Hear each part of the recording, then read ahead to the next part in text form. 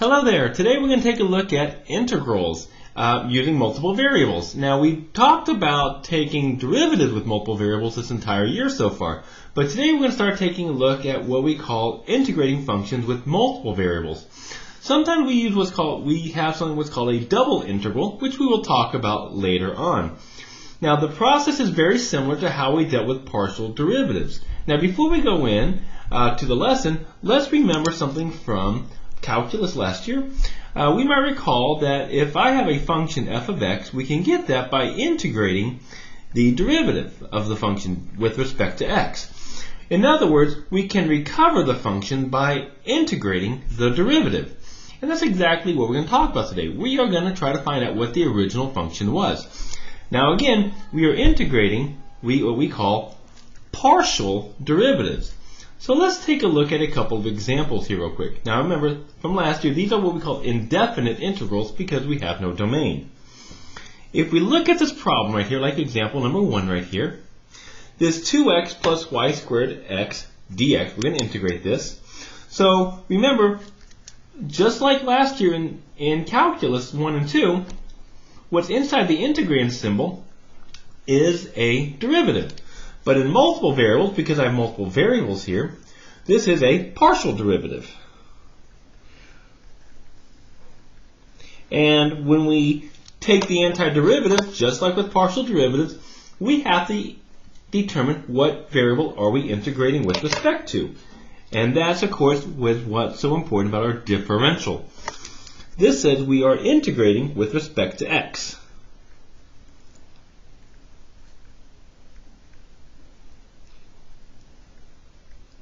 And just like with partial derivatives, because I'm integrating with respect to x, we treat y like it's a constant. Y is a constant. So let's go ahead and integrate this. If I integrate this only with respect to x, of course this becomes just x squared plus, treat the y squared like it's a constant, so I just ignore it, right? So if I ignore that, this just becomes x squared over 2, but I still have that constant in front of it, so it's just y squared times x squared over 2. Now remember, because this is an indefinite integral, we have to add our constant of integration. Now last year, we would just say if I integrated this, we would get f of x plus c, or plus c1. Well, here it's implied that the derivative is with respect to x, or my constant. So my constant is like a constant term. Down here, my constant is going to be with respect to y. So we say the constant is a function of y. Now, why do we put the y here? Well, remember, my derivative is with respect, my partial derivatives, and we're integrating with respect to x. We don't know anything about y. It could be anything, the y variables. So we have to integrate with respect to y, because if I took this derivative to get the partial right here, this all becomes 0. So we can say that the function is in terms that c is a function of y. Is a function of y. And that's because the constant becomes 0 when we took the partial derivative with respect to x. So let's take a look at number 2. Okay, we are going to take the antiderivative with respect to y, so we are going to be in terms of y. Over here, be careful, we have an inside for our sign, so we do have a u substitution. So my u is just going to be this xy. Now recall, x is the constant here. So I'm going to hold x as a constant. So when I take the derivative du, we're going to get x dy. Solving it, dy equals du over x. And this goes against everything we know from calculus last year, having a variable that doesn't cancel. So when I integrate this, the antiderivative of sine is negative cosine. So it's going to become negative cosine of xy. But remember, this is telling me I'm going to divide by x. So I could put a 1 over x on the outside there. Plus, ready? E to the x. Remember, this is treated like a constant. So this is like the number 5. And if I take the antiderivative of 5 with respect to y, we get 5y. So this becomes e to the x times y plus, now I got to write my constant. So, well, my constant, when I take the derivative, has to become 0. So it cannot have a y in it. So my constant is just a function of x. For example, c of x could be something like x squared plus 3. If I put that x squared plus 3 in here, it becomes 0 when I take its derivative with respect to y. And we would get that original function there. But there's our answer right there. Alright, so let's take a look at some examples how we can evaluate integrals. Like last year, we can also evaluate an integral with limits. These are what we call our definite integrals. To do this, we use the fundamental theorem of calculus, that FTC. So let's take a look at number 3. If we're integrating this from 3 to x, this dy right here, this is saying that x here is the constant. So if x is the constant, so when I take the derivative, antiderivative with respect to y, be careful. The 2x is my constant, so when I integrate the y, it becomes y squared over 2. So this just becomes xy squared plus, this becomes y cubed over 3, or 1/3 y cubed x. Now, normally I would put my plus cx, but this is a definite integral, so we're going to evaluate that from 3 to x. And then we can just apply the FTC. F of x minus f of 3. Now be careful, this is with respect to y. We are going to replace the y's. That's what we're going to do here. We're going to replace the y's with those. And I like to use big brackets. And if we do this, this becomes y squared, or x squared times x, or x cubed plus 1/3. Again, this becomes, what's that? 1/3 x cubed times x, or 1/3 x to the 4th. Plug in the 3 for the y. This becomes 9x plus 27 over 3, and plus another 9x, or 1/3 times 27x. And I can clean this up a lot. We get x cubed plus 1/3 x to the 4th minus 9x, and then of course this becomes another minus 9x. Or, what's that? X cubed plus 1/3 x to the 4th minus 18x.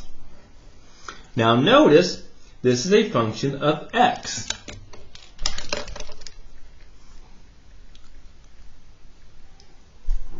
This is a function in terms of x. We can integrate this also with respect to x. We're going to talk about that later. Alright, so let's go and try number 4 right here. Applying our fundamental theorem, we're integrating it. When we integrate this, we are integrating with respect to y. So again, x is my constant. So when we integrate with respect to x, this becomes 30x squared over 2, or just 15. Whoops, sorry. We're integrating with respect to y, not x, so that should be 30xy squared over 2. So 15xy squared. The 2 cancels with the 30. And I would evaluate that from x squared to x. And if we do this, let's see here. What are we going to get here? That becomes 15. Plug in your x first. X times x squared is x cubed. Minus, plug in the x squared. We get 15. This becomes x squared. This becomes x times x to the 4th, or x to the 5th. And we really can't simplify that at all. Alright, let's take a look at the next 2 examples. So today's a good review of just how we can integrate our integration rules. So let's look at number 5. Here we're holding y constant. So we're integrating with respect to x from 0 to 1. So we're going to get x cubed over 3 plus, now remember, y is a constant, so this just becomes x squared y cubed over 2, and we're going to evaluate that from 0 to 1. Applying the FTC, f of 1 minus f of 0. Remember, we are going to plug into the x's. Plug into our x's here. So for f of 1, plug in the 1. That becomes 1/3 plus, be careful, this becomes y cubed over 2. Plug in 0. 0 is always nice. 0 plus 0. And we're left with 1/3 plus 1/2 y cubed. Very easy to do, just like last year. Let's take a look at number 6. And let's see, we're going to integrate with respect to x. So again, y is the constant here. Be very careful. We do have a power for e, so we have a u substitution. So my u is going to be x over y. So if u is x over y, now y is my constant, so it's on the bottom. So my derivative du would be 1 over y dx. So that's going to be dx equals y du. So we're going to multiply by y here at the very end. So my antiderivative, remember if I rewrite this, if I want to rewrite this like last year, we get y, the antiderivative from y to y cubed, e to the u, du is what we would get, and of course this becomes y, the antiderivative e is just e to the x over y from y to y cubed. Apply the fundamental theorem. Remember, we're going to plug in for our x's. We plug into the x's because we're integrating with respect to x's. And we get f of, f of y cubed minus f of y. And let's see what we get here when we do that. Plug in the y cubed for the x.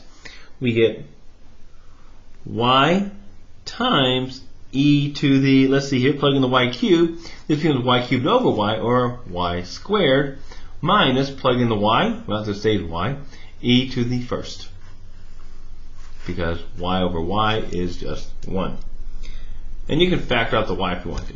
Alright, go to the next video, and we're going to start taking a look at applications in something that we call the iterated integral. I'll see you then.